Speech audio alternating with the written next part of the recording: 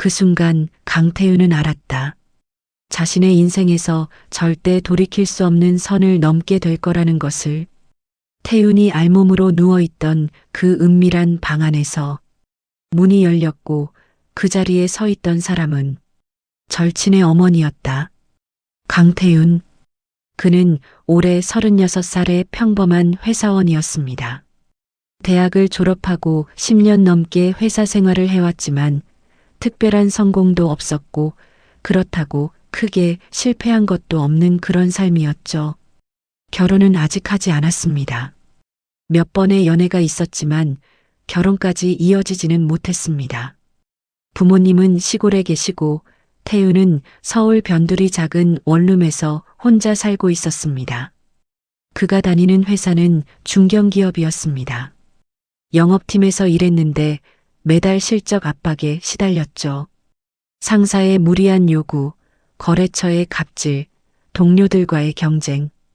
그런 것들이 쌓이고 쌓여서 어느 순간부터 그의 몸과 마음이 모두 지쳐갔습니다.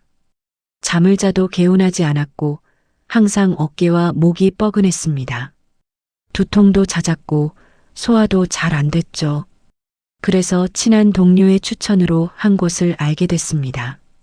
회사 근처에 있는 힐링타임이라는 마사지샵이었습니다. 태윤아, 거기 진짜 좋더라. 한번 가봐. 몸도 마음도 다 풀린다니까. 동료의 말에 반신반의하며 처음 방문했는데 생각보다 괜찮았습니다. 조용하고 깨끗한 인테리어, 은은한 조명, 그리고 전문적인 관리. 무엇보다 예약제로 운영되어서 복잡하지 않았고 프라이버시가 철저히 보장됐습니다. 그 후로 태윤은 한 달에 2~3번 정도 그곳을 찾게 되었습니다. 금요일 저녁이나 주말 오후에 예약을 하고 1시간에서 1시간 반 정도 관리를 받으면 정말 몸이 개운해졌거든요. 물론 건전한 곳이었습니다. 아로마 마사지, 경락 마사지, 스포츠 마사지 같은 정식 프로그램들이 있었고 관리사분들도 모두 자격증을 가진 전문가들이었습니다. 태윤은 주로 전신 경락 마사지를 받았습니다. 그날도 평소처럼 예약을 하고 방문했습니다. 2024년 9월의 어느 금요일 저녁이었습니다. 오후 7시 예약이었는데 조금 일찍 도착해서 대기실에서 잠시 기다렸습니다. 강태윤 고객님, 3번 방으로 안내해 드리겠습니다. 친절한 목소리의 직원이 그를 안내했습니다. 복도를 따라 걸어가니 조용한 음악이 들려왔습니다. 3번 방 앞에서 직원이 문을 열어주었습니다. 편안히 계시다가 관리사 선생님 오시면 시작하시면 됩니다. 네, 감사합니다. 방 안은 은은한 조명으로 어둑했고 라벤더 향이 은은하게 퍼져 있었습니다. 중앙에는 마사지 침대가 놓여 있었고 한쪽 구석에는 작은 옷장과 의자가 있었습니다. 태윤은 옷장에서 관리용 가운을 꺼내 갈아입었습니다. 일회용 팬티만 착용하고 가운을 입은 채로 침대에 엎드려 누웠습니다. 얼굴은 침대에 마련된 얼굴 구멍에 대고 팔은 자연스럽게 늘어뜨렸습니다. 천장에서는 잔잔한 명상 음악이 흘러나왔고 은은한 향이 긴장을 풀어주었습니다. 오늘도 피곤했지. 이번 주는 정말 힘들었어. 월요일부터 목요일까지 연일 야근을 했고 오늘도 겨우 7시에 퇴근할 수 있었습니다. 내일은 토요일이니까 늦잠을 자야겠다는 생각을 하며 눈을 감았습니다. 몸의 긴장이 서서히 풀리기 시작했습니다. 어깨의 무게감, 목의 뻐근함, 허리의 통증, 그런 것들이 조금씩 사라지는 느낌이었습니다. 5분쯤 지났을까? 똑똑, 노크 소리가 들렸습니다. 들어오세요. 태윤은 눈을 감은 채로 대답했습니다. 문이 조용히 열리는 소리가 들렸습니다. 누군가 방 안으로 들어오는 기척이 느껴졌고 문이 다시 닫혔습니다. 발소리가 가까워졌습니다. 또각또각. 아니, 이건 발소리라기보다는 하이힐 소리에 가까웠습니다. 이상한데? 평소 관리사 선생님들은 운동화를 신으시는데, 그리고 향수 냄새가 났습니다. 평소와는 다른 좀 더 고급스러운 느낌의 향기였습니다.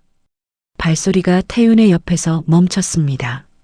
누군가 그의 옆에 서 있는 기척이 느껴졌습니다. 그런데 이상했습니다.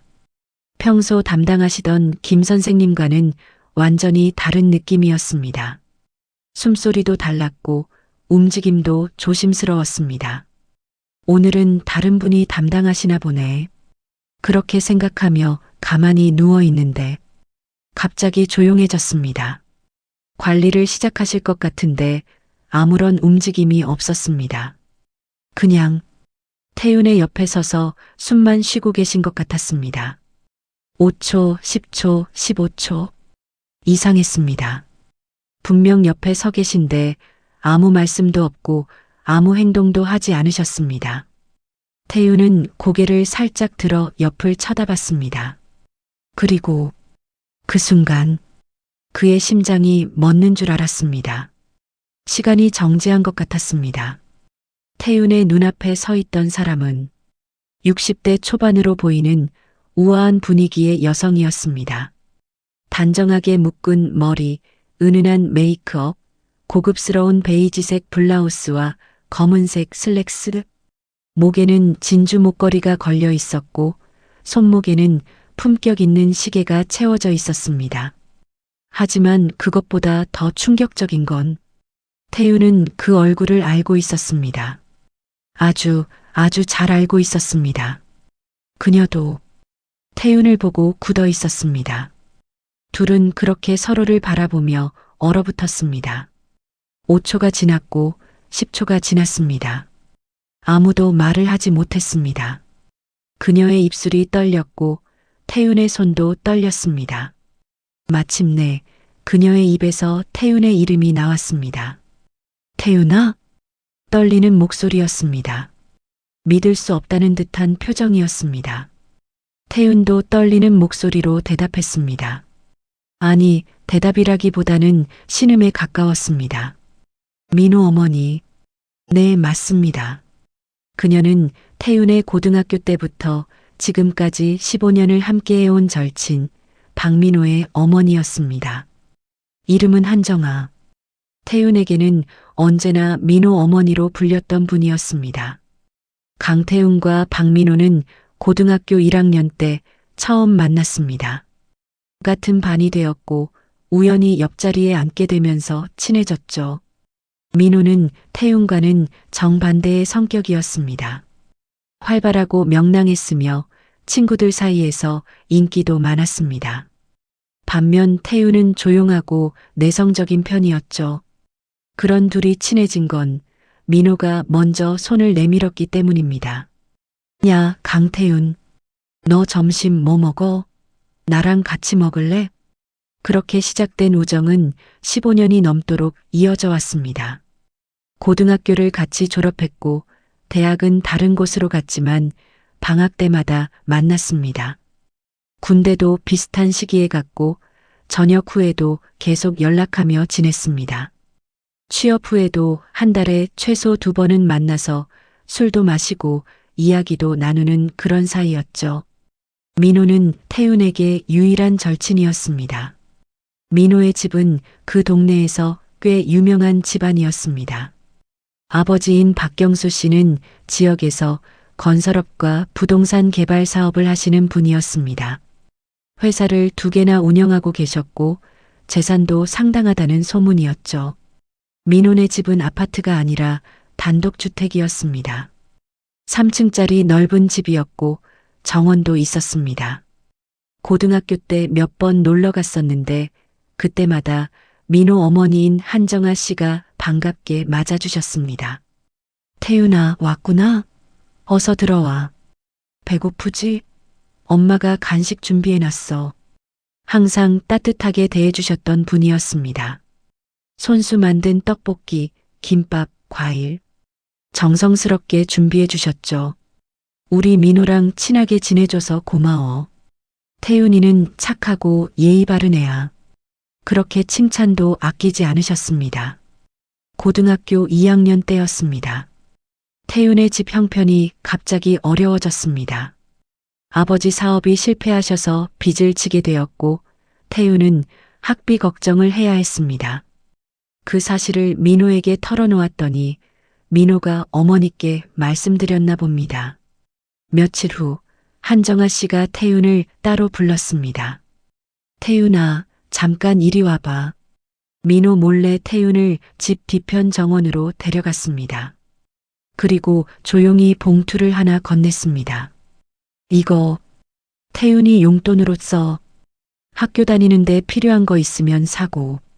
봉투를 열어보니 30만 원이 들어 있었습니다. 당시 고등학생이었던 태윤에게는 큰 돈이었습니다. 어머니, 이건 제가 받을 수 없습니다. 괜찮아. 우리 민호 친구잖아. 그리고 태윤이는 착한 아이니까 나중에 잘 되면 그때 갚으면 돼. 그렇게 말하며 태윤의 손을 꼭 잡아주셨습니다. 힘내, 태윤아. 넌 똑똑하고 성실한 아이야. 꼭 잘 될 거야. 그때의 따뜻함을 태윤은 평생 잊을 수가 없었습니다. 대학 입학 후에도 명절 때마다 민호네 집에 인사를 드리러 갔고 한정아 씨는 항상 반갑게 맞아주셨습니다. 태윤아, 대학생활 재미있어? 공부는 잘하고 있고? 네, 덕분에 잘 지내고 있습니다. 우리 태윤이 참 의젓하게 잘 컸네. 그런 분이었습니다. 은혜로운 분이었고 태윤에게는 친어머니처럼 느껴지는 분이었습니다.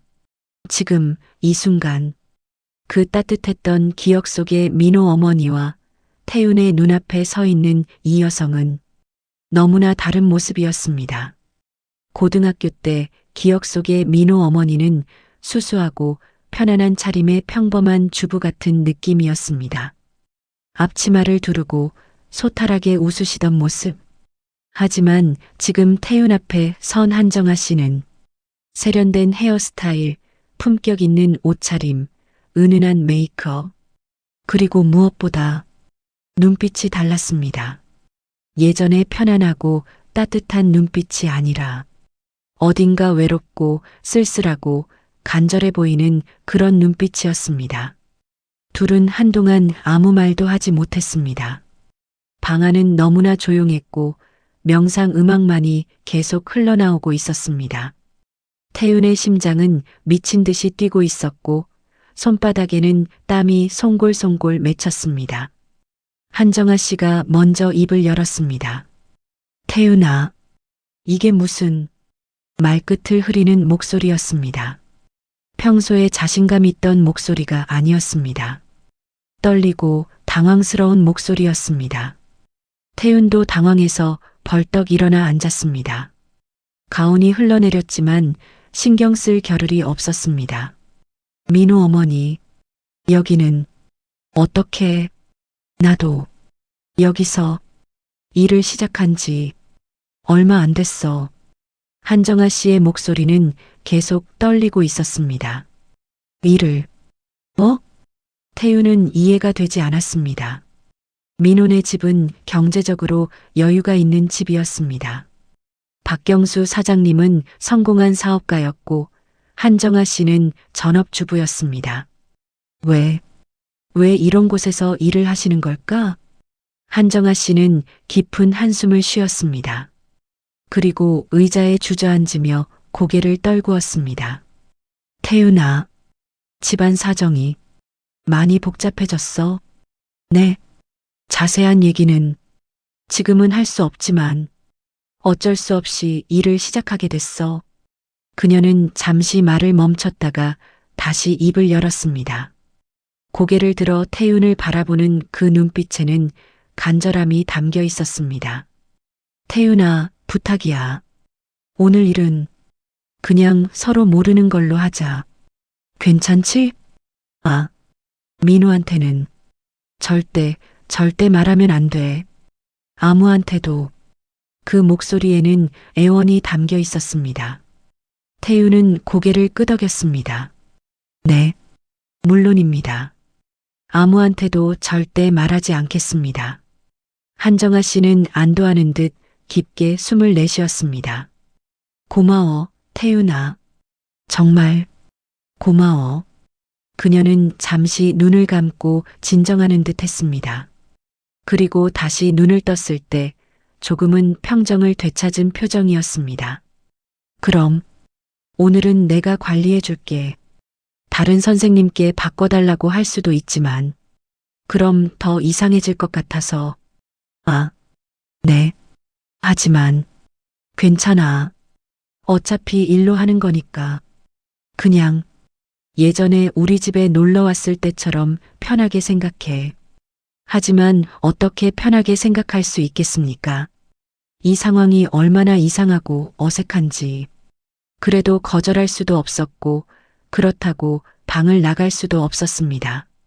민호 어머니의 비밀을 알아버린 이상 여기서 이상하게 행동하면 다른 사람들이 눈치챌 수도 있었으니까요. 태유는 다시 침대에 엎드렸습니다. 얼굴을 구멍에 대고 팔을 늘어뜨렸습니다. 하지만 온몸이 긴장되어 있었습니다.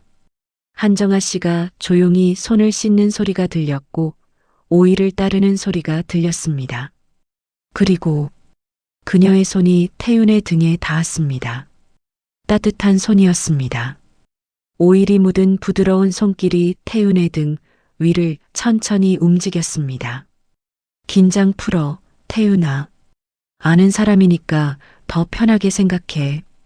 그녀가 조용히 말했습니다. 하지만 태윤은 전혀 편하지 않았습니다.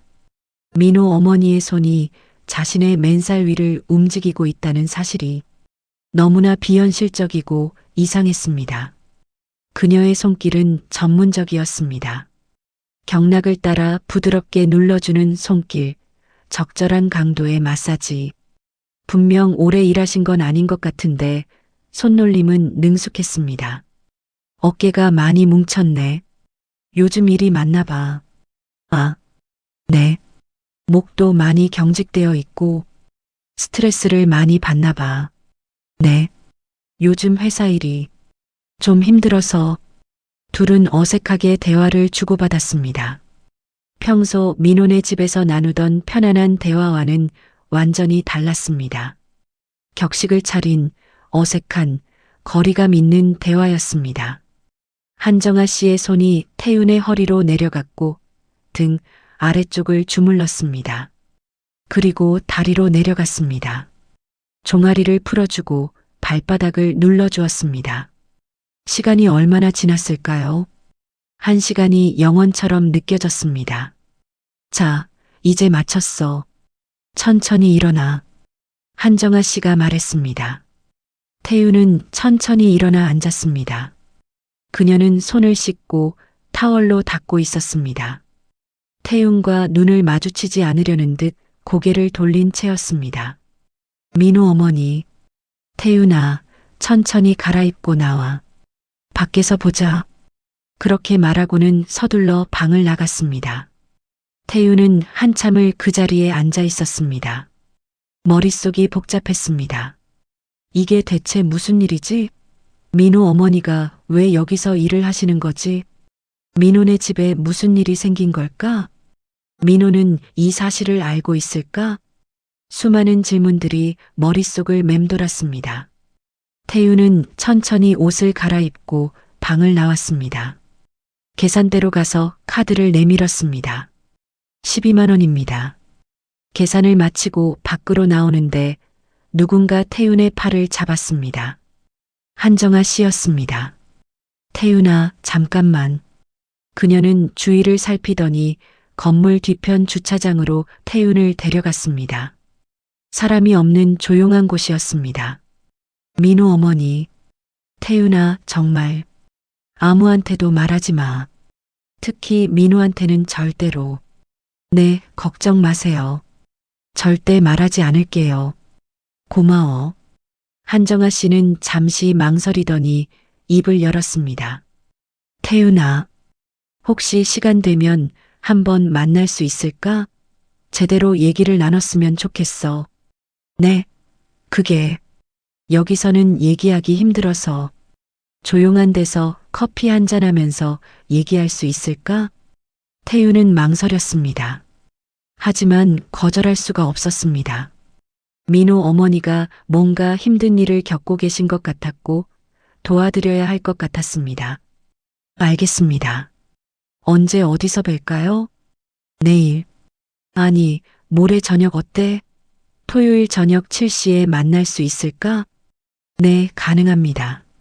그럼 역 근처 카페 봄날에서 보자. 조용한 곳이거든. 알겠습니다. 고마워, 태윤아. 그럼 모레 보자. 그렇게 둘은 헤어졌습니다. 집으로 돌아오는 길, 태윤은 계속 그날의 일을 생각했습니다. 민호 어머니의 그 외로워 보이던 눈빛, 떨리던 목소리, 그리고 조심스럽게 부탁하시던 모습, 무언가 큰 일이 있는 것 같았습니다. 그날 밤 태윤은 잠을 제대로 이루지 못했습니다. 토요일이 되었습니다. 낮 동안 민호에게서 연락이 왔습니다. 야, 태윤아. 오늘 저녁에 한잔할래? 심장이 철렁했습니다. 아, 나 오늘 저녁에 약속이 있어서. 무슨 약속? 누구 만나? 회사 선배 만나기로 했어. 거짓말이었습니다. 그래. 그럼 다음에 보자. 요즘 너 바쁜 것 같던데 괜찮아? 응, 괜찮아. 다음 주에 보자. 전화를 끊고 태유는 죄책감을 느꼈습니다. 친구에게 거짓말을 한 것도 그렇고 그 친구 어머니를 몰래 만나러 간다는 것도 뭔가 잘못되어 가고 있다는 느낌이 들었습니다. 저녁 7시 태유는 카페 봄날에 도착했습니다. 작은 카페였습니다. 주택가 골목에 있는 조용한 곳으로 사람들이 많이 찾지 않는 곳 같았습니다. 안으로 들어가니 구석자리에 한정아 씨가 앉아 있었습니다. 샵에서 봤을 때의 화려한 차림은 아니었습니다. 수수한 니트에 청바지, 그리고 가벼운 메이크업. 오히려 이 모습이 태윤이 기억하는 민호 어머니와 더 가까웠습니다. 민호 어머니. 태윤은 조용히 불렀습니다. 태윤아, 왔구나. 앉아. 태윤은 그녀의 맞은편에 앉았습니다. 테이블 위에는 이미 아메리카노 2잔이 놓여 있었습니다. 주문해놨어. 태윤이 아메리카노 좋아하잖아. 아, 네, 감사합니다. 태윤의 취향을 기억하고 계셨다는 사실이 묘하게 가슴을 뭉클하게 했습니다. 한정아 씨는 커피를 한 모금 마시더니 조용히 입을 열었습니다. 태윤아, 어제는 정말 미안했어. 많이 놀랐을 거야. 아니에요.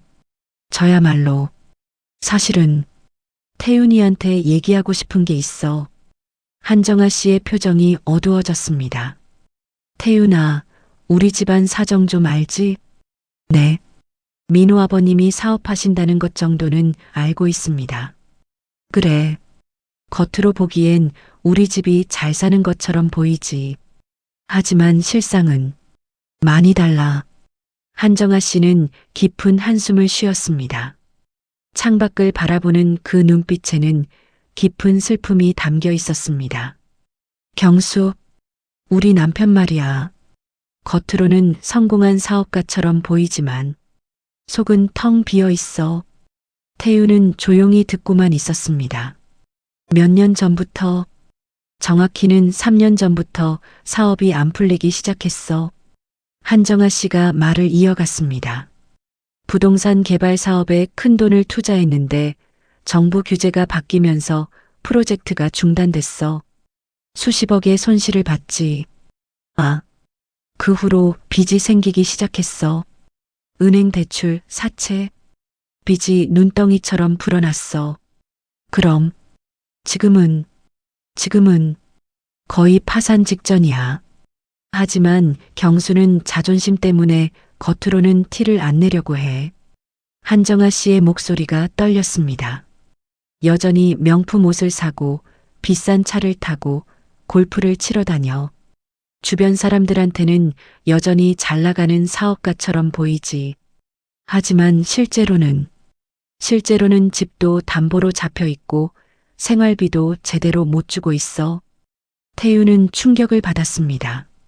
그래서 민호 어머니께서 일을 시작하신 건가요? 그래. 생활비라도 벌어야 해서. 남편 자존심 때문에 주변 사람들한테는 절대 말 못하고 아무도 모르는 곳에서 몰래 일을 시작한 거야. 한정아 씨의 눈가가 붉어졌습니다. 처음에는 어떻게 해야 할지 몰랐어. 평생 집에서만 살았는데 갑자기 일을 해야 한다니 힘드셨겠어요.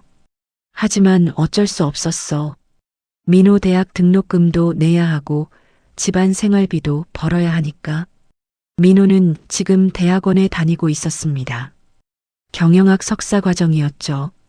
민호는 모르나요? 몰라. 절대 알려줄 수 없어. 민호가 알면 학업을 포기하고 취업을 하려고 할 거야. 한정아 씨가 고개를 저었습니다. 민호는 꼭 대학원을 마쳐야 해. 그게 내 바람이야. 태유는 가슴이 먹먹해졌습니다. 민호 어머니의 모성애가 느껴졌습니다. 자신은 이렇게 힘들게 일하면서도 아들의 미래를 위해서 참고 견디는 모습. 그런데 요즘은 남편이 더 이상해졌어. 한정아 씨가 말을 이었습니다. 집에도 잘 안 들어오고 들어와도 나한테 차갑게 대해. 뭘 물어봐도 대답도 안 하고. 혹시 스트레스 때문에 그러시는 건 아닐까요? 처음에는 나도 그렇게 생각했어. 사업이 안 풀려서 예민해진 거라고.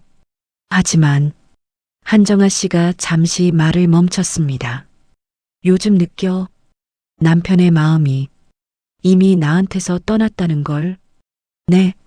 말로는 설명하기 힘들지만 여자의 직감이라고 해야 할까? 남편이 다른 여자를 만나고 있는 것 같아. 태유는 놀라서 한정아 씨를 바라봤습니다. 하지만 확실한 증거는 없으세요? 아직은. 하지만 분명히 뭔가 숨기고 있어. 한정아 씨는 커피잔을 꽉 쥐었습니다. 나는 외로워, 태유나. 정말 외로워. 그 목소리에는 깊은 슬픔이 담겨 있었습니다. 남편한테 버림받고 혼자서 모든 걸 감당해야 하는 게 너무 힘들어. 민호 어머니, 아무한테도 말할 수 없어. 친구들한테도, 가족들한테도. 다들 우리 집이 잘 산다고 생각하는데 갑자기 힘들다고 말하면 창피해. 한정아 씨의 눈에서 눈물이 흘러내렸습니다. 태윤은 당황해서 휴지를 건넸습니다. 미안해. 태윤이한테 이런 얘기를 하다니. 아니에요. 괜찮습니다. 말씀하시는 게 조금이라도 도움이 되신다면. 한정아 씨는 눈물을 닦으며 억지로 미소를 지었습니다. 고마워, 태윤아. 정말 고마워. 이렇게 내 얘기를 들어주는 사람이 없었어. 그날 밤 둘은 2시간 넘게 이야기를 나눴습니다. 한정아 씨는 자신의 힘든 상황에 대해 털어놓았고 태윤은 그저 들어주기만 했습니다. 가끔씩 위로의 말을 건넸지만 사실 태윤이 할 수 있는 건 많지 않았습니다. 헤어질 시간이 되었습니다. 태윤아, 오늘 정말 고마웠어. 덕분에 마음이 좀 편해졌어. 천만에요. 도움이 되었다니 다행입니다. 혹시 다음에도 이렇게 만날 수 있을까? 태윤이랑 얘기하니까 좀 살 것 같아. 태윤은 망설였습니다. 하지만 거절할 수 없었습니다. 민호 어머니가 이렇게 힘들어 하시는데 외면할 수가 없었습니다. 네. 언제든지 연락 주세요. 고마워. 그렇게 둘은 헤어졌습니다. 하지만 태윤은 몰랐습니다. 그날이 돌이킬 수 없는 길의 시작이었다는 것을. 그날 이후 한정아 씨와 태윤은 일주일에 한 번씩 만나기 시작했습니다. 처음에는 정말 그저 이야기 상대가 되어드리는 정도였습니다. 조용한 카페에서 커피를 마시며 한정아 씨의 고민을 들어주었습니다. 태윤아, 오늘 남편이랑 또 싸웠어. 무슨 일이셨어요? 생활비 달라고 했더니 돈이 어디 있냐고 소리를 지르더라고. 자기가 얼마나 힘든지 아냐고. 한정아 씨는 한숨을 쉬었습니다. 나도 힘든데 나는 아무 말도 못하고 태우는 그저 들어주고 가끔 위로의 말을 건넸습니다. 힘드시겠어요. 태윤이가 있어서 다행이야. 태윤이한테라도 이런 얘기를 할 수 있으니까. 시간이 지날수록 둘의 만남은 점점 빈번해졌습니다. 일주일에 한 번이 일주일에 두 번이 되었고 카페에서의 짧은 만남이 저녁 식사로 바뀌기도 했습니다. 태윤아, 오늘은 내가 저녁 사고 싶어. 그동안 얘기만 들어주셔서 미안해.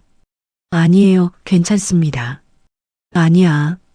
오늘은 내가 꼭 사고 싶어. 둘은 조용한 레스토랑에서 식사를 했습니다. 사람들 눈에 띄지 않는 한적한 곳을 골랐습니다. 왜인지는 모르겠지만 둘 다 다른 사람들에게 들키고 싶지 않았습니다. 식사를 하며 이야기를 나누는데 한정아 씨가 조용히 말했습니다. 태윤아, 넌 참 착한 사람이야. 아니에요. 저는 그냥, 아니야. 정말 착해. 내 얘기를 이렇게 들어주는 사람이 없었어. 남편도 친구들도 아무도 내 진짜 마음을 들어주지 않았어. 한정아 씨의 눈빛이 촉촉해졌습니다. 태윤이 덕분에 살아갈 힘이 생겨. 그 말을 듣는 순간 태윤의 가슴이 두근거렸습니다. 태윤은 스스로에게 말했습니다. 이건 그냥 친구 어머니를 돕는 거야. 힘드신 분을 위로해 드리는 거지. 하지만 태윤의 마음 한구석에서는 다른 감정이 자라나고 있었습니다. 한정아 씨는 60대 초반이었지만 여전히 아름다운 분이었습니다. 관리를 잘하셔서 그런지 실제 나이보다 훨씬 젊어 보였습니다. 우아한 말투, 세련된 매너, 그리고 슬픈 눈빛. 태윤도 모르게 그녀에게 끌리고 있었습니다. 어느 날 저녁 둘은 와인바에서 만났습니다.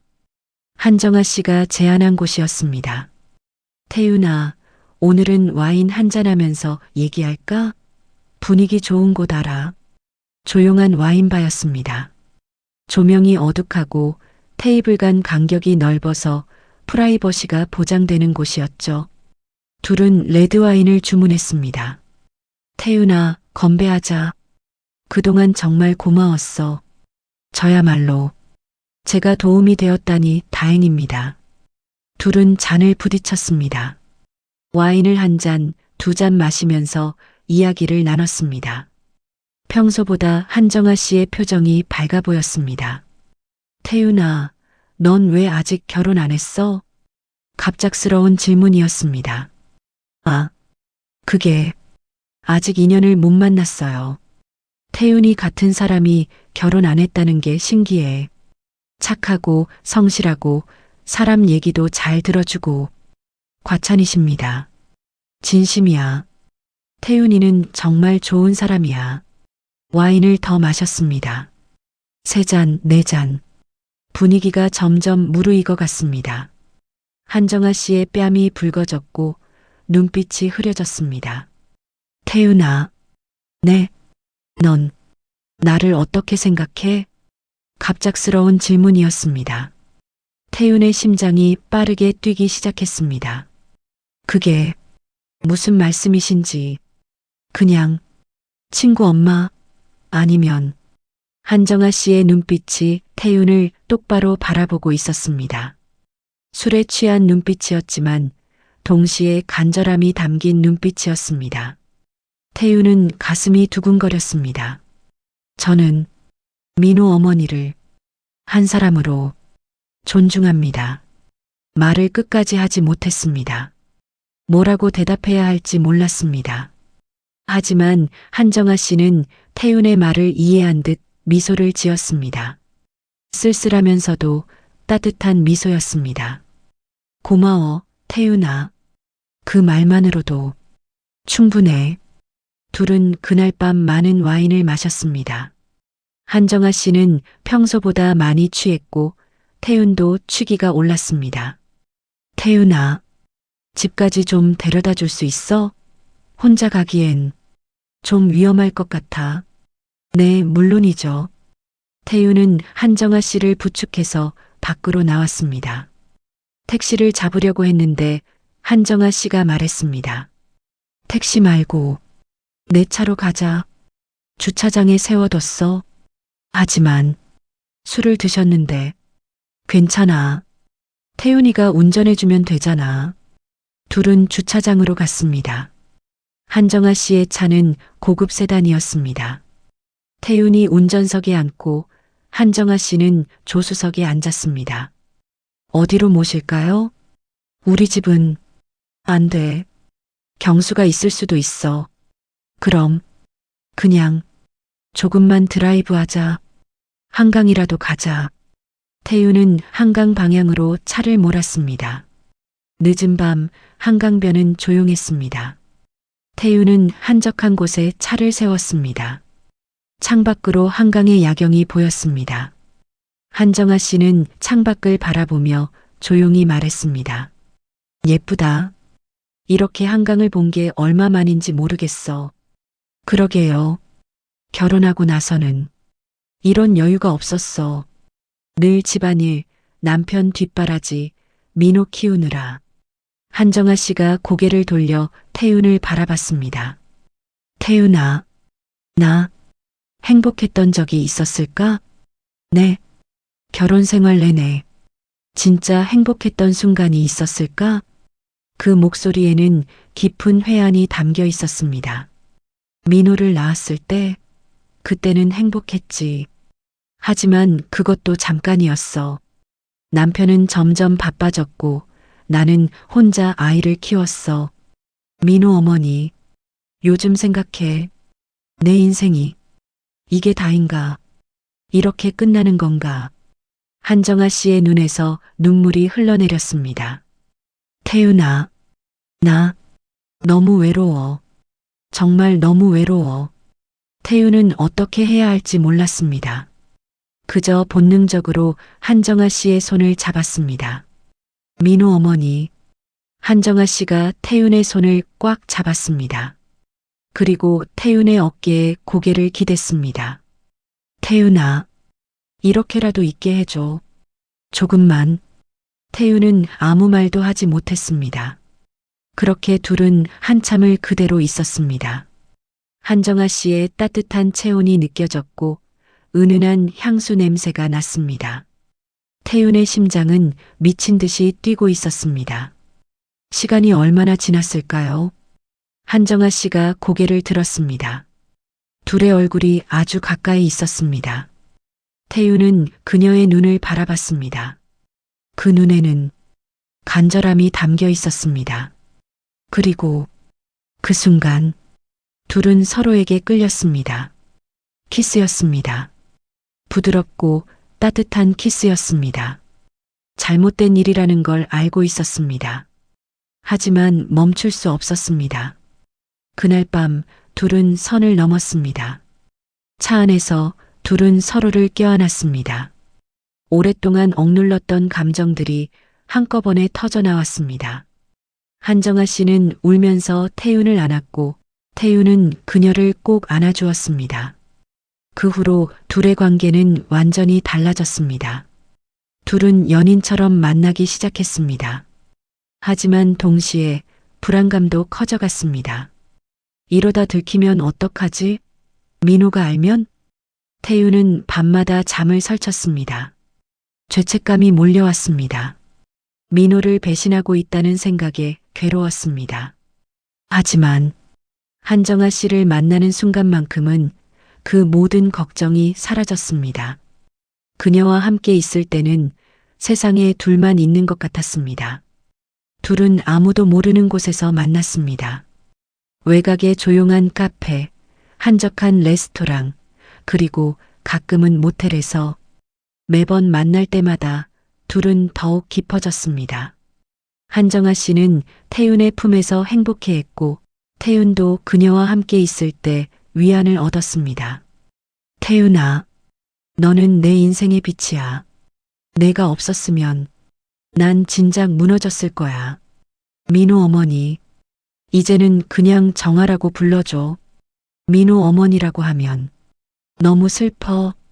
정아 씨, 응, 그렇게 불러줘.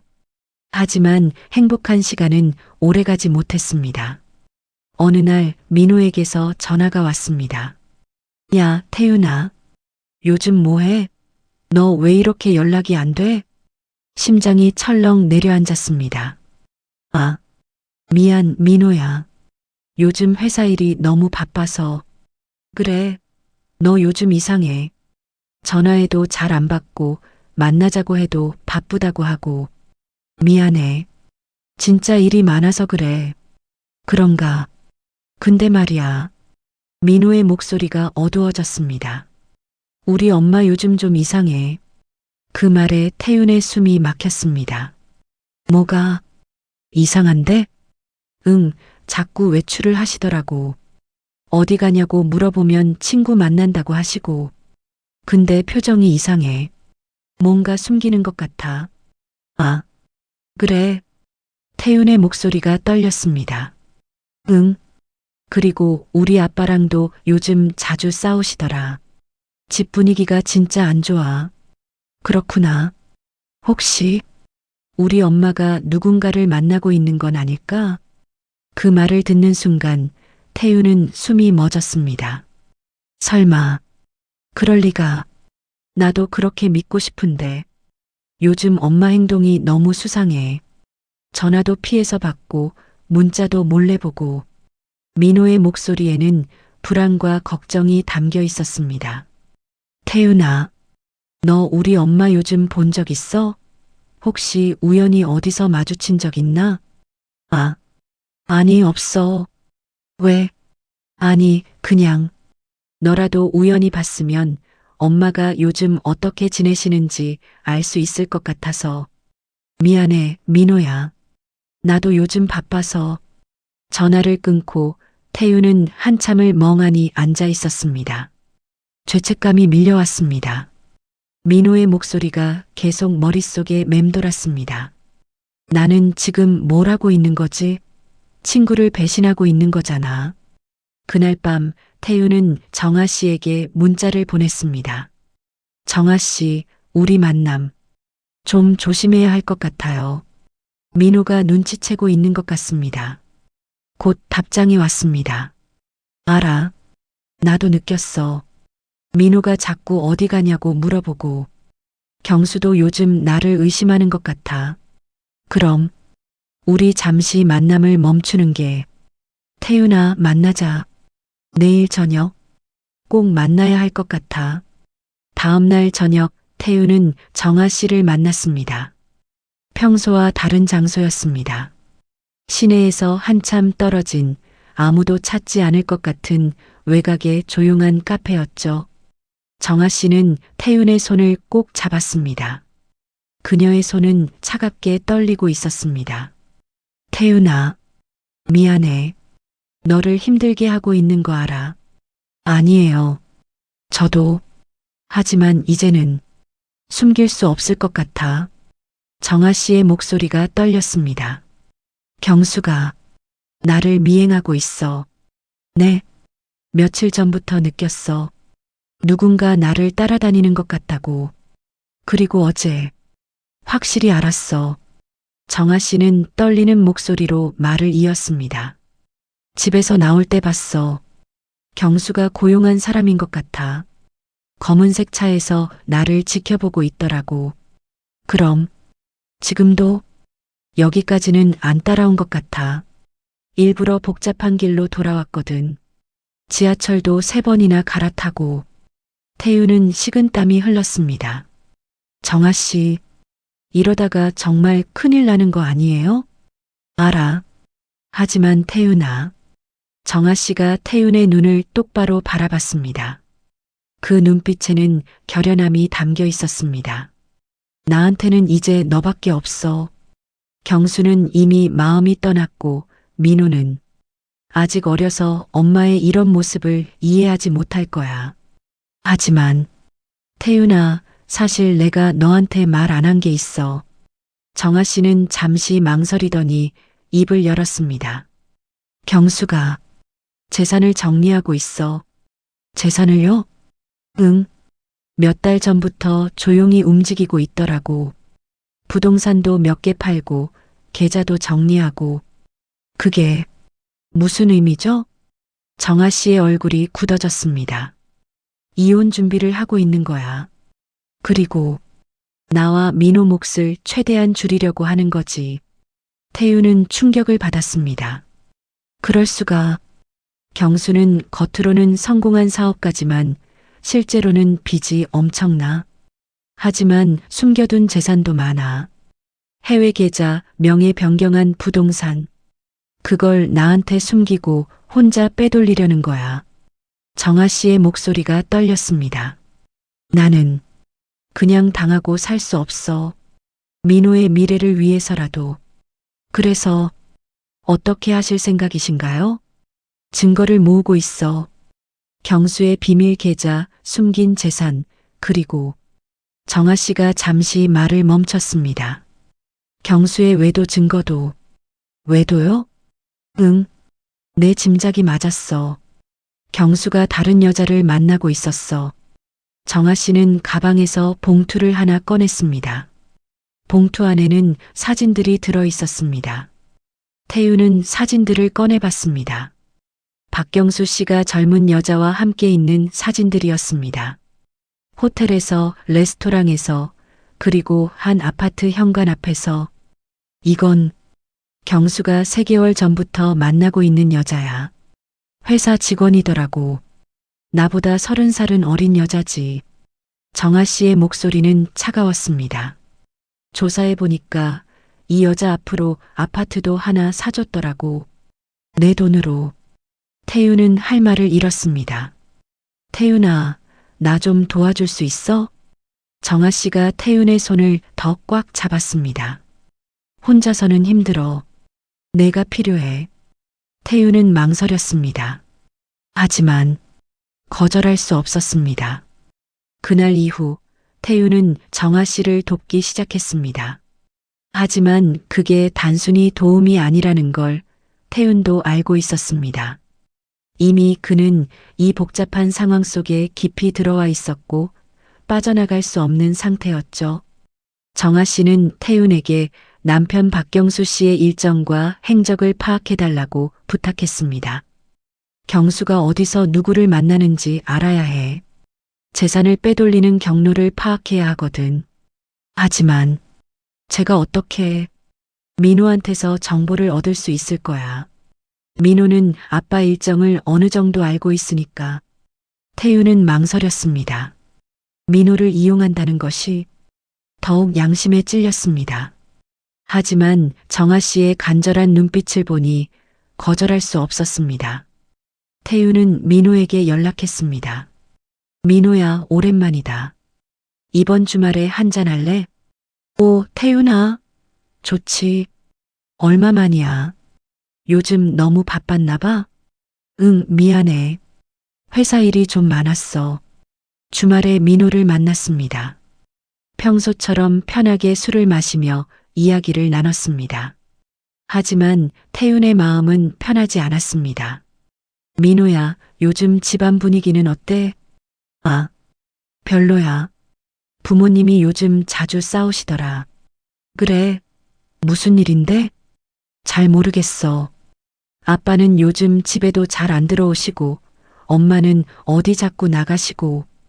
민호의 표정이 어두워졌습니다. 솔직히 말하면 우리 부모님 이혼하실 것 같아. 뭐? 응. 분위기가 심상치 않아. 엄마가 며칠 전에 변호사 사무실 간 것도 봤어. 태유는 가슴이 철렁했습니다. 정아 씨가 이미 움직이고 있었던 것입니다. 그리고 아빠도 요즘 이상해. 자꾸 전화를 피해서 받고 주말에도 골프 간다고 나가시고. 아버님 사업은 어때? 글쎄, 잘 모르겠어. 아빠는 아무 말씀도 안 하시는데 분위기상 안 좋은 것 같아. 민호는 소주를 벌컥 들이켰습니다. 태윤아, 솔직히 나 요즘 너무 힘들어. 대학원 공부도 해야 하는데 집안 분위기 때문에 집중이 안 돼. 민호야. 그리고 엄마가 걱정돼. 엄마 요즘 너무 이상해. 살이 빠지셨고 표정도 안 좋으시고. 민호의 눈에 눈물이 맺혔습니다. 태우는 죄책감에 숨이 막혔습니다. 나는 지금 친구를 배신하고 있어. 친구가 이렇게 힘들어하는데 나는 그 친구 어머니와. 그날 밤 민호로부터 얻은 정보를 정아 씨에게 전달했습니다. 경수가 요즘 주말에 자주 외출한다고 해요. 골프 간다고 하시면서요. 골프? 그 여자 만나러 가는 거겠지. 정아 씨는 차갑게 말했습니다. 이번 주말에 미행을 해봐야겠어. 위험하지 않을까요? 괜찮아. 전문가한테 맡길 거야. 흥신소에 의뢰했어. 며칠 후 정아 씨에게서 급한 전화가 왔습니다. 태윤아, 지금 당장 만날 수 있어? 무슨 일이세요? 중요한 걸 발견했어. 꼭 보여줘야 할 게 있어. 태윤은 급히 정아 씨를 만나러 갔습니다. 평소와 다른 장소였습니다. 정아 씨가 빌린 작은 오피스텔이었습니다. 여기는 안전한 곳이 필요해서 빌렸어. 여기서는 아무도 우릴 찾을 수 없어. 정아 씨는 노트북을 열어 태윤에게 보여줬습니다. 화면에는 여러 장의 사진들과 문서들이 있었습니다. 이게 뭔가요? 경수의 비밀이야. 정아 씨가 사진들을 하나씩 보여줬습니다. 박경수 씨가 젊은 여자와 함께 호텔에 들어가는 사진, 레스토랑에서 식사하는 사진, 그리고 아파트에서 나오는 사진. 이게 경수의 외도 증거야. 정아 씨의 목소리는 차가웠습니다.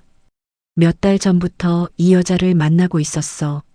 조사해 보니까 이 여자 경수 회사 직원이더라. 나보다 훨씬 젊은 여자지. 태윤은 사진들을 보며 할 말을 잃었습니다. 그리고 이것 봐. 정아 씨가 다른 파일을 열었습니다. 은행 거래 내역서였습니다. 이건 경수의 비밀 계좌야. K만 제도에 있는 역의 계좌야. 어떻게 이걸? 내 나름의 방법이 있었어. 정아 씨는 거래 내역을 가리켰습니다. 봐. 여기 수십억 원이 들어있어. 회사 자금을 빼돌린 거야. 태윤은 충격을 받았습니다.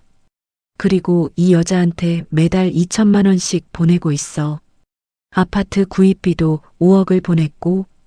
정아 씨의 목소리는 떨리고 있었지만 동시에 분노가 담겨 있었습니다. 내가 힘들게 일해서 번 돈으로 민호 학비도 제대로 못 내고 있는데 경수는 다른 여자한테 이렇게 돈을 쓰고 있었어. 민호 어머니, 이제 경수와 정면으로 맞설 거야. 이혼하면서 내 몫과 민호 몫을 제대로 받아낼 거야. 정아 씨는 노트북을 덮으며 말했습니다. 그리고 경수의 횡령 사실도 고발할 거야. 회사 돈을 개인적으로 빼돌린 건 범죄니까. 태윤은 복잡한 기분이었습니다. 한편으로는 정아 씨가 남편에게 당하지 않고 자신의 권리를 찾는 게 다행이라는 생각이 들었지만 다른 한편으로는 이 모든 과정에서 자신이 한 역할이 떳떳하지 못하다는 걸 알고 있었습니다. 정아 씨, 그럼 이제 어떻게 하실 건가요? 일단은 변호사와 상담을 계속하고 있어. 이혼 소송 준비를 하고 있고. 정아 씨가 잠시 말을 멈췄습니다. 그리고 태윤을 바라보며 말했습니다. 그리고 태윤아, 미안하지만 우리 관계는 여기서 정리해야 할 것 같아. 예상하지 못한 말이었습니다. 네.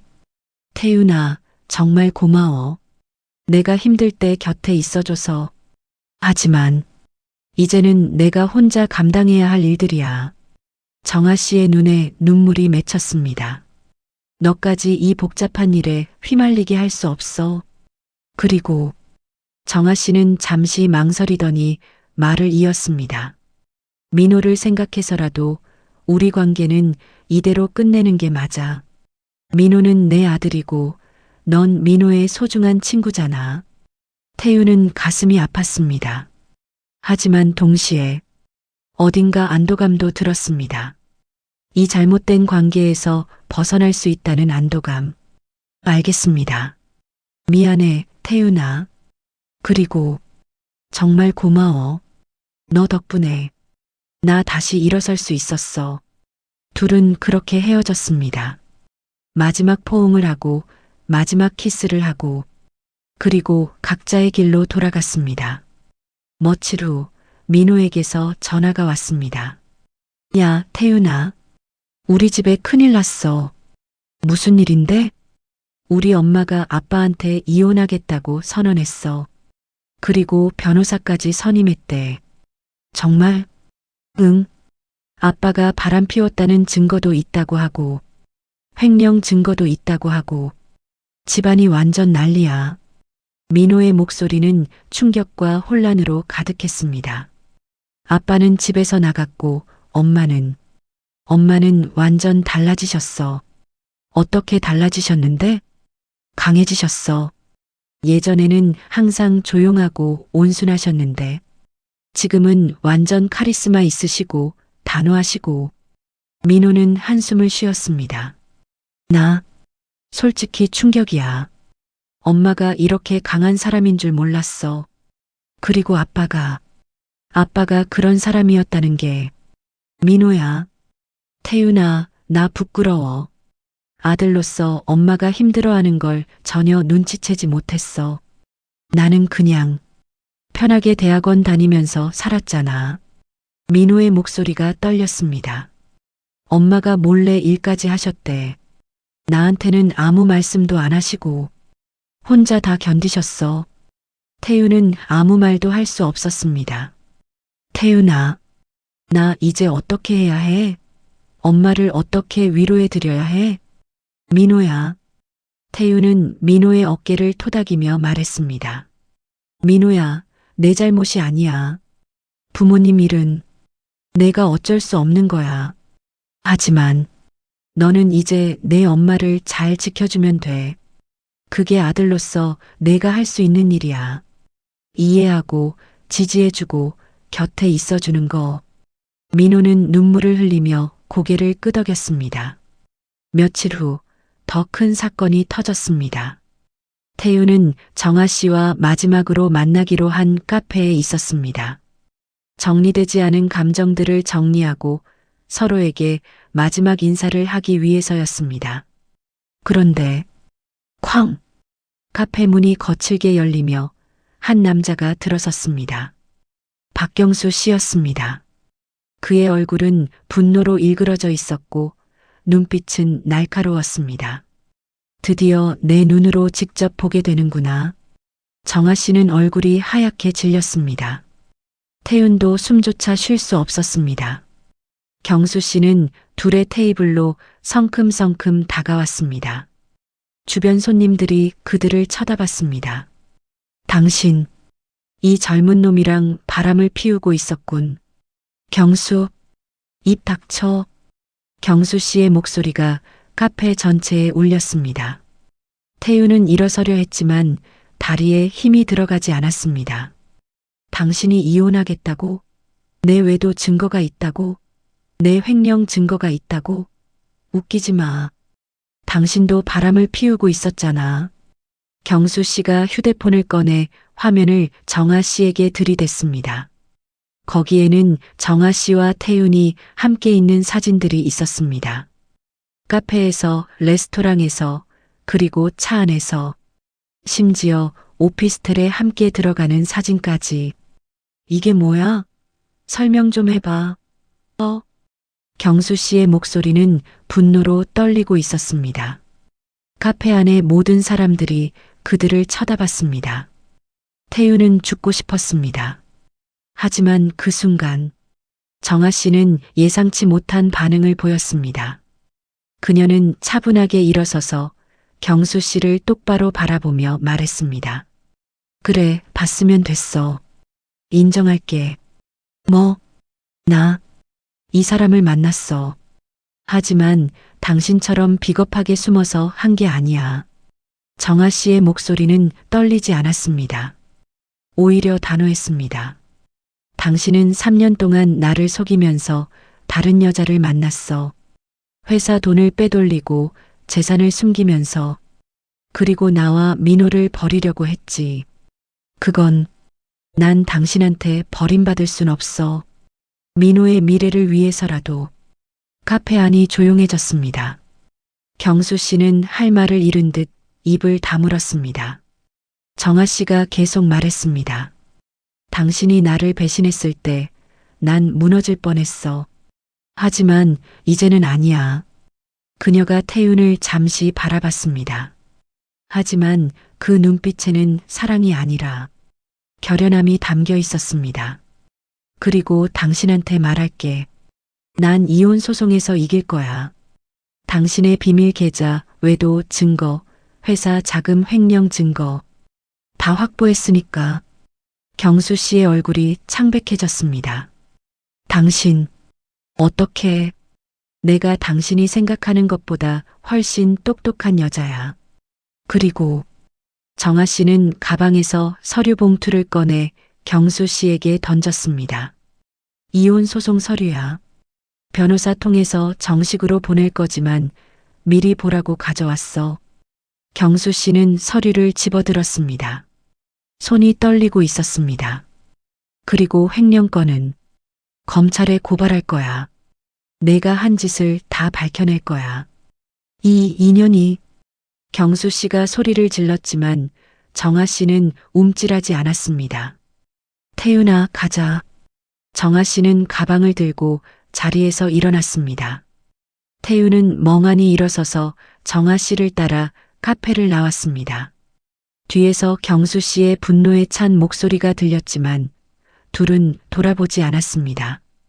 카페를 나온 후 태윤과 정아 씨는 한동안 말없이 걸었습니다. 태윤은 아직도 심장이 두근거렸고 온몸이 떨렸습니다. 방금 일어난 일이 믿기지 않았습니다. 정아 씨, 괜찮으세요? 정아 씨는 깊은 한숨을 쉬었습니다. 괜찮아.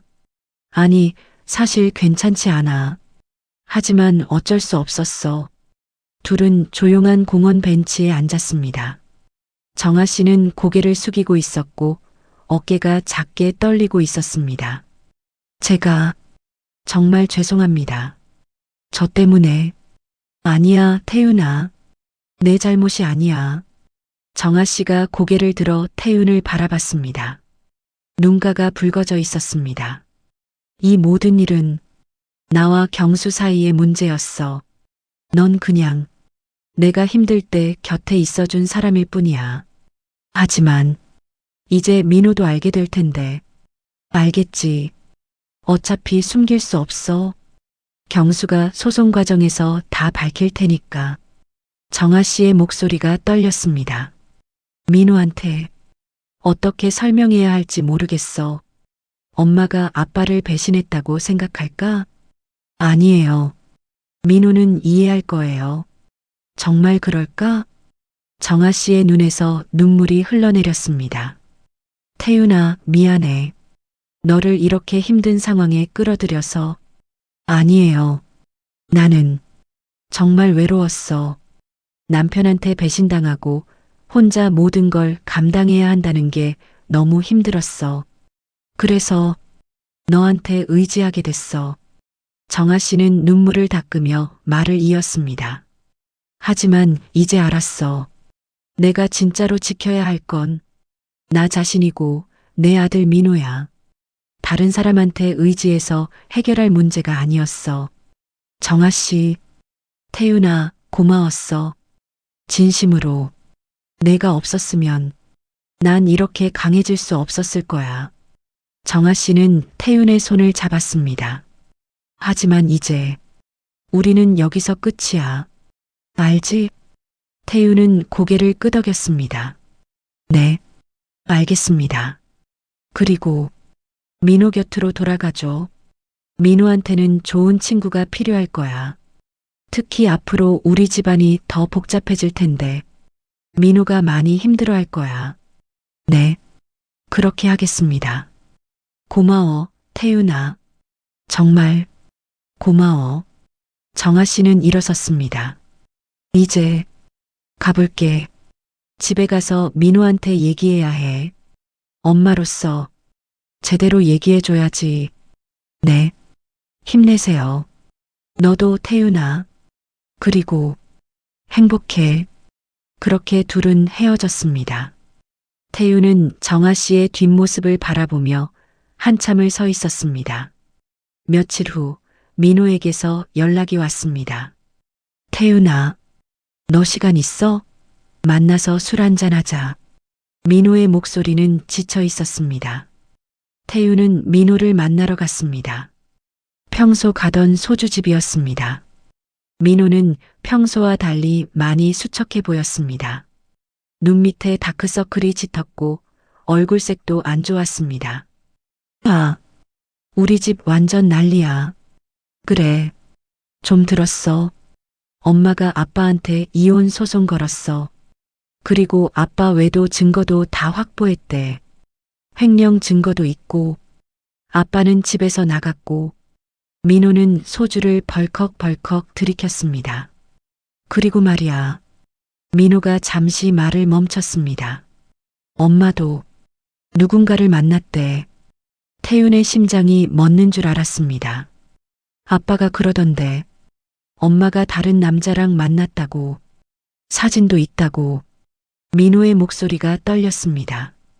처음에는 아빠가 거짓말하는 줄 알았어. 엄마가 그럴 리 없다고 생각했거든. 근데 엄마한테 물어봤어. 그랬더니 인정하시더라. 민호의 눈에 눈물이 고였습니다. 엄마가 그러시더라. 자기가 너무 힘들고 외로웠다고. 아빠한테 배신당하고 혼자 모든 걸 감당하느라 누군가한테 의지하고 싶었다고. 태윤은 아무 말도 할 수 없었습니다. 태윤아, 나 엄마 이해해. 엄마가 얼마나 힘드셨을지 이제는 알 것 같아. 하지만 민호는 눈물을 흘렸습니다. 왜 나한테는 말씀 안 하셨을까? 나도 엄마 도와드릴 수 있었는데. 태윤은 민호의 어깨를 토닥였습니다. 민호야, 내 엄마는 너를 지키려고 했던 거야. 내가 힘들어할까봐. 알아. 근데 그게 더 슬퍼. 엄마가 혼자 다 감당하셨다는 게. 둘은 그날 밤 늦게까지 술을 마셨습니다. 민호는 가족에 대한 이야기를, 엄마에 대한 이야기를 계속했습니다. 그리고 태윤은 그저 들어주기만 했습니다. 자신이 그 다른 남자였다는 사실은 끝내 말하지 못했습니다. 그 후로 몇 주가 지났습니다. 정아 씨와 경수 씨의 이혼 소송은 빠르게 진행되었습니다. 경수 씨의 외도와 횡령이 모두 드러났고 정아 씨는 정당한 재산 분할을 받게 되었죠. 경수 씨는 횡령 혐의로 검찰 조사를 받게 되었고 회사도 정리하게 되었습니다. 민호는 처음에는 많이 힘들어했습니다. 부모님의 이혼, 아버지의 범죄 행위, 그리고 집안의 재산 문제. 하지만 시간이 지나면서 조금씩 안정을 찾아갔습니다. 태윤아, 엄마가 새로운 일을 시작하셨대. 작은 카페를 여는 거래. 정말 잘 됐다. 응. 엄마가 하고 싶었던 일이래. 이제는 자기가 하고 싶은 대로 살고 싶다고. 민호의 표정이 밝아 보였습니다. 그리고 나도 대학원 졸업하면 취업해서 엄마 도와드릴 거야. 이제는 내가 엄마를 지킬 차례니까. 민호의 그 말을 들으며 태윤은 뭉클했습니다. 민호는 정말 성장했구나 하는 생각이 들었습니다. 그리고 태윤, 그는 정아 씨와 다시는 만나지 않았습니다. 가끔 민호를 통해 정아 씨의 소식을 들었습니다. 우리 엄마 요즘 괜찮아 보여. 카페도 잘 되고 있고 표정도 밝으시더라. 잘 됐네. 응. 친구들도 많이 만나시고 취미 생활도 하시고 예전보다 훨씬 행복해 보여. 그 말을 듣고 태윤은 안도했습니다. 정아 씨가 자신만의 삶을 찾았다는 것이 다행이었습니다. 어느 가을날 우연히 거리에서 정아 씨를 마주쳤습니다. 그녀는 밝은 표정으로 친구들과 함께 걷고 있었습니다. 웃으며 이야기를 나누는 모습이 정말 행복해 보였습니다. 둘은 눈이 마주쳤습니다. 잠시 시간이 멈춘 것 같았습니다. 하지만 둘은 서로 모른 척 지나쳤습니다. 그게 맞는 일이었으니까요. 다만 그 짧은 순간 정아 씨가 작게 미소를 지었습니다. 그리고 태윤도 미소로 답했습니다. 그것으로 충분했습니다. 이들의 이야기는 그렇게 끝났습니다. 여러분, 긴 이야기를 끝까지 들어주셔서 진심으로 감사합니다. 강태윤의 이야기를 하면서 우리는 많은 생각을 하게 됩니다. 그가 한 일이 옳았는지, 그른 것이었는지, 솔직히 말씀드리면 정답은 없는 것 같습니다. 한정아 씨는 남편에게 배신당하고 외로워하는 여성이었습니다. 그녀를 돕고 위로해주는 것 자체는 나쁜 일이 아니었을 겁니다. 하지만 둘의 관계가 선을 넘었을 때 그건 분명 잘못된 일이었죠. 친구의 어머니와의 관계. 그건 어떤 이유로도 정당화될 수 없는 일이었습니다. 도덕적으로도 윤리적으로도 잘못된 일이었습니다. 하지만 동시에 태윤이 한정아 씨가 자신의 권리를 되찾고 새로운 삶을 시작하는 걸 돕게 된 것은 다행이라는 생각도 듭니다. 만약 태윤이 없었다면 한정아 씨는 혼자서 그 힘든 시간을 버텨내지 못했을지도 모릅니다. 혹은 남편에게 계속 당하며 살았을지도 모르죠. 인생은 참 복잡합니다. 흑과 백으로 나눌 수 없는 회색지대가 너무나 많습니다. 때로는 잘못된 선택이 옳은 결과를 낳기도 하고, 때로는 옳다고 생각한 선택이 누군가에게 깊은 상처를 주기도 합니다. 태윤은 이제 민호와의 우정을 지키며 살아가고 있습니다. 민호는 여전히 그의 소중한 친구이고, 태윤은 민호 곁에서 좋은 친구가 되려고 노력하고 있습니다. 민호는 아직 태윤이 그 다른 남자였다는 사실을 모릅니다. 그리고 아마 영원히 모를 겁니다. 그게 맞는 일이라고 태윤은 생각합니다. 어떤 진실은 말하지 않는 것이 더 나을 때도 있으니까요. 한정아 씨, 그녀는 이제 자신만의 삶을 살아가고 있습니다. 더 이상 누군가에게 의지하지 않고 자신의 힘으로 당당하게 작은 카페를 운영하면서 친구들과 만나고 취미 생활도 즐기면서요. 민호의 말에 따르면 한정아 씨는 예전보다 훨씬 행복해 보인다고 합니다. 그 말을 들을 때마다 태윤은 안도합니다. 가끔 태윤의 마음 한구석에는 그때의 기억이 남아 있습니다.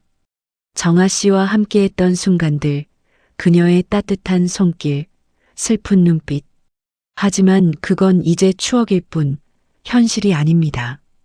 그리고 그게 맞는 거라고 태윤은 생각합니다. 모든 관계에는 적절한 거리와 선이 있습니다. 그 선을 지키는 것이 때로는 서로를 지키는 일이기도 하죠. 나이가 들수록 감추고 살아온 진실이 스스로 모습을 드러냅니다. 그리고 그 진실 속에서 누군가는 무너지고 누군가는 다시 살아납니다. 한정아 씨는 남편의 배신이라는 진실을 마주하고 그 속에서 다시 일어섰습니다. 그리고 강태윤은 자신의 잘못을 인정하고 그것을 가슴에 묻은 채 살아가고 있습니다. 여러분께 묻고 싶습니다. 만약 여러분이라면 이런 상황에서 어떻게 하셨을까요? 외로워하는 누군가를 도와주고 싶지만 그것이 잘못된 관계로 이어질 수 있다면 여러분은 어떤 선택을 하시겠습니까?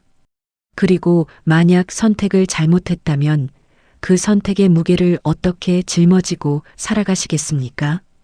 인생에는 정답이 없습니다. 다만 우리가 할 수 있는 건 최선을 다해 선택하고 그 선택에 책임을 지는 것뿐입니다.